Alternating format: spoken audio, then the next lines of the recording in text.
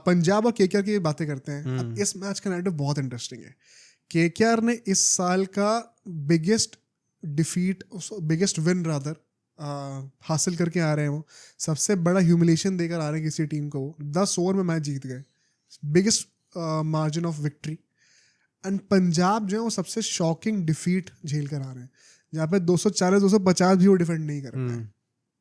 Although इन दोनों matches से पहले पंजाब का नैरेटिव और केकेआर नैरेटिव में काफी फर्क था, but because of the last games दोनों का नैरेटिव थोड़ा पास आते हुए दिख रहा है। ऑल्सो टेक इनटू कंसिडरेशन कि पंजाब अब 2 मैचेस हारी है और केकेआर पिछले 3 में से 2 मैच जीती है, और जो हारी भी थी एलएसजी से बहुत क्लोज मैच था actually. So they have actually improved going forward. तो आई थिंक नैरेटिव यहाँ पे plus Shreyas Iyer versus KKR. ओ हाँ भाई, ये तो सबसे बड़ा नैरेटिव है। या होमकमिंग इससे बड़ा नैरेटिव कोई नहीं है। This game could actually be a fire cracker, I genuinely believe so. अगर हेड टू हेड रिकॉर्ड की बातें करूं मैं, तो 33 टाइम्स इन दोनों टीम्स ने खेला है। 21 बार केकेआर जीती है, सिर्फ 12 बार पंजाब जीती है। पिछले 10 में से 6 बार केकेआर जीती है, थोड़ा क्लोज हुआ है, और पिछले 5 में से 3 बार पंजाब जीती है, including the game last season जो हिस्टोरिक चेज कराया था। सो रिसेंट ईयर्स में पंजाब ने थोड़ा टर्न अराउंड करके दिया है डेफिनेटली। एंड इस साल भी मतलब हु वुड हैव थॉट कि हम कहेंगे डिफेंडिंग चैंपियंस अगेंस्ट पंजाब शायद एक फेवरेट की तरह निकल के आ रही है, because they have just been too good. तुम्हें क्या लगता है नैरेटिव फेवरेट्स हैं पंजाब? तुम्हें क्या लगता है? I think it's very close लग रहा है। हाँ, मतलब मुझे लग नहीं रहा कि ये आउट एंड आउट फेवरेट है कोई इस मैच के अंदर। केकेआर तुम्हें अच्छी लगने लग गई है? नहीं, अच्छी नहीं लग रही। आई थिंक केकेआर भी अगर आप देखो ना एक तरीके से, मतलब LSG has been a very unpredictable team in a good way. KKR भी एक्चुअली में अनप्रेडिक्टेबल है। जब हरा रही है तो ऐसे हरा रही है ना, मतलब अगर आपको बाई चांस वैसा विकेट मिल गया तो वो तो फिर एक तरीके से फेवरेट केकेआर बन जाती है उसके बाद। मतलब तुम नोटिस करो जो डिफीट्स ने दी, एसआरएच को जो डिफीट दी थी वो अब तक की बिगेस्ट ह्यूमिलेशन थी, 80-90 रन से। Then they surpass that with CSK. तो लिटरली मतलब अगर तुम थोड़ा सा भी हेल्प दे दोगे स्पिनर्स को, तो KKR looks like a completely different team. And then RCB के अगेंस्ट वन साइडेड हारे थे, और फिर एमआई के अगेंस्ट एकदम ही वन साइडेड हारे थे। तो बहुत अनप्रेडिक्टेबल है। इनफैक्ट अगर मैं टॉस की बातें करूं, देखो पंजाब में थोड़ा सा मुझे ग्रिप तो देखने को मिल रहा है सरफेस से। सो क्लियरली अगर ये लोग थोड़ा सा भी हेल्प देंगे ना स्पिनर्स को, केकेआर गेम में बहुत अच्छी तरीके से आने वाली है। एक टेम्पटेशन पंजाब के लिए होगी कि मैं एक सपाटा विकेट बना दूं जहां पे हम पहले बैटिंग करके काफी स्कोर खड़ा कर दें। द प्रॉब्लम इज केकेआर की बैटिंग में भी काफी डेप्थ है, अभी दिखा दिया उन्होंने, और वो मोइन लेकर खिलाएंगे। They almost chase 240 exactly. तो मतलब पंजाब, एसआरएच एंड केकेआर, ये 3 टीम्स अभी मुझे लगता है ऐसी हैं जो कि टॉप नॉच T20 बैटिंग करके दिखा रही है। और एक्चुअली में अगर आप देखो तो कौन है एलएसजी, हाँ कैसे तो, लेकिन it is reliant on 2-3 players heavily. Chennai आती नहीं कॉन्वर्सेशन है, मुंबई ने अभी तक वो एक्सप्लोसिविटी दिखाई नहीं है। गुजरात तो क्लियरली वो तो पावर प्ले में ही वैसे शुरू नहीं करते, तो उनका वो टेम्पलेट ही नहीं रहा है। RR is no very close. और कितनी टीम बची है खास? DC clearly not that way, मेगॉक नहीं चल रहा बिल्कुल भी। ये 3 टीम आती है मेजरली जो कि वैसा कर सकती है, तो पंजाब के लिए इतना आसान होगा नहीं। मुझे भी ये लगता है भाई कि मतलब अल्टीमेटली अगर कोई टीम वो कैपेबिलिटी रखती है कि वो इतना हाई स्कोर्स बना सके या फिर इनफैक्ट चेस भी कर सके, तो यही टीम्स हैं। 2-3 टीम है, पंजाब, एसआरएच, केकेआर, ये सब है। तो इतना आसान होगा भी नहीं कि मैं बैटिंग फर्स्ट करके कॉन्फिडेंटली बोल दूं कि मैं जीत जाऊंगा, स्पेशली का विकेट स्टिक कर रही है तो। आई डोंट नो, ये टॉस बड़ा मतलब it's a good toss to lose I believe. मतलब बहुत ज्यादा डिपेंड करेगा पिच कैसी है आई थिंक, एंड उसके बाद ही एग्जैक्टली बताया जा सकता है कि टॉस जीतना इंपॉर्टेंट होगा या फिर मतलब दोनों मैच पहले बैटिंग करके जीता गया। जब पंजाब ने चेन्नई अगेंस्ट पहले बैटिंग करी और फिर जब राजस्थान ने पंजाब के अगेंस्ट पहले बैटिंग की थी, तो वही जीती है टीम्स। हाँ राइट, कह सकते हो उतना ज़्यादा कॉन्सिक्वेंशियल ना हो टॉस।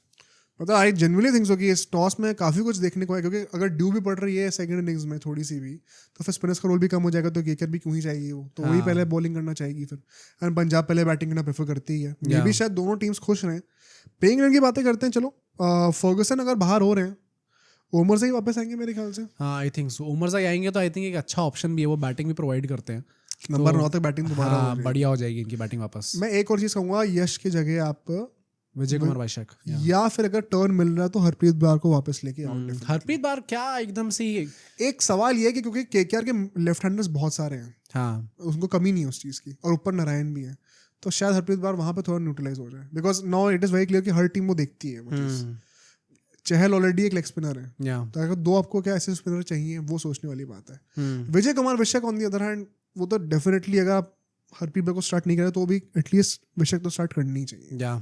ये तो मुझे लगता ही लगता है। मतलब आई थिंक अगर यानसेन इतने अच्छे फॉर्म में नहीं है, एंड काफी लोगों ने सवाल उठाए हैं कि ऑफ लेट उनका फॉर्म कुछ खास अच्छा रहा नहीं है, तो ओमर ज़ई अगर आ भी रहे ना, तो आपकी इधर में बैटिंग नंबर 8 तक हो ही जा रही है। तो इफ यू मतलब भाई अगर वो लोकी फर्गसन की जगह आ रहे हैं, तो आपकी कितना, अगर आप हटा भी दोगे उनको यानसेन को, तो नंबर 8 तक तो बैटिंग रहेगी। यानसेन को हटाना क्यों है? वही कह रहा हूँ ना, लोग सवाल उठा रहे हैं कि यानसेन का फॉर्म कुछ खास अच्छा नहीं है, तो you might want to take a call on him. भाई मैं तो कह रहा हूँ अगर हरप्रीत ब्रार को नहीं लाना एज एन इम्पैक्ट प्लेयर, तो चहल की जगह भी कंसिडर कर सकते हो आप। चहल भाई 18 करोड़ यार, ये तो वही बात होगी, रोहित शर्मा रिटेंशन, हाँ तभी तो नहीं निकाला। पर ये कॉल्स पे आप नहीं कर सकते ना रिलाई ऐसे। मतलब ये हम लोग वही again we are talking on the basis of merit and logically क्या होना चाहिए, बट मतलब I think we all very well know कि ये चीज नहीं होने वाली। यार चहल हर मैच में 1-2 कैच छोड़ते हैं, वो भी बर्डन है बहुत ज्यादा यार। हाँ फील्डिंग वाइज ही बहुत और बॉलिंग में नहीं यार ऑन करे तुम, बैटिंग में वैसे भी नहीं करते। हरप्रीत ब्रार थोड़ी बैटिंग भी कर लेते हैं, तो आई थिंक नेट पॉजिटिवली लेके आ रहे हैं अभी हरप्रीत ब्रार, अगर वो खेलते हैं चहल की जगह। एक हार्श कॉल, लेकिन why not think about it. सोचो, जो भी पंजाब फैंस है वो से कि आप सोच के देखना इसके बारे में। केकेआर के लिए आई थिंक एक ही सवाल है, मोइन अली वाला। अगर पिच मिल रही है तो आंख मीच के मोइन अली को स्टार्ट कराओ। अगर पिच पे पेसर्स के लिए ज्यादा हेल्प है तो भी I think it is time to start Nokia.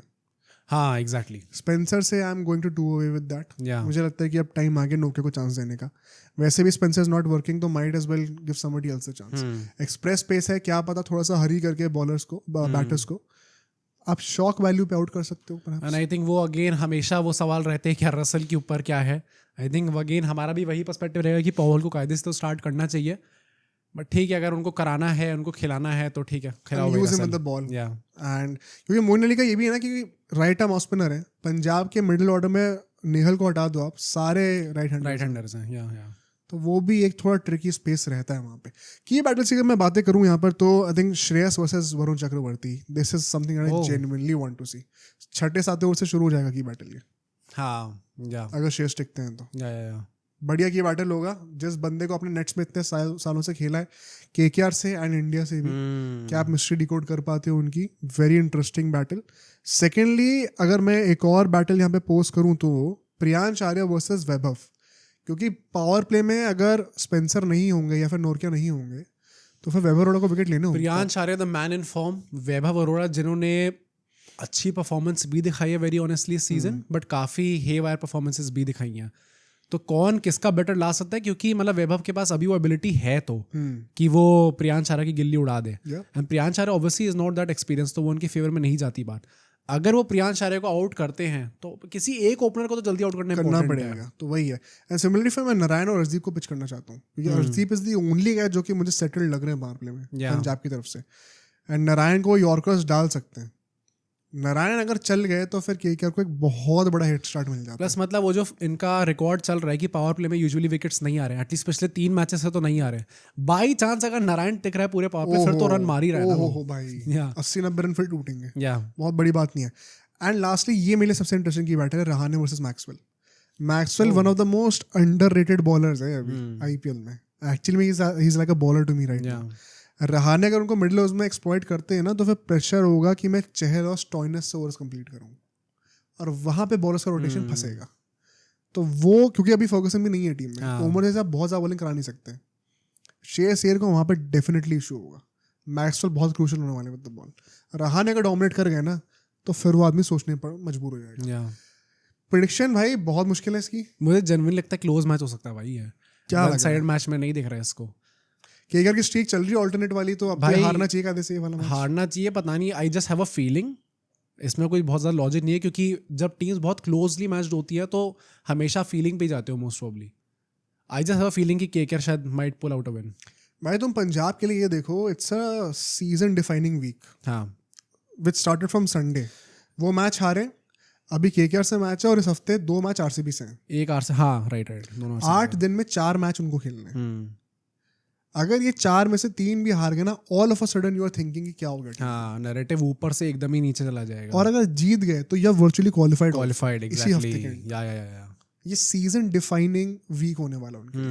और आप पहला मैच हार चुके हो, अगर ये भी मैच हारते हो ना, आरसीबी एटलीस्ट अवे तो जीतने का रख रही है।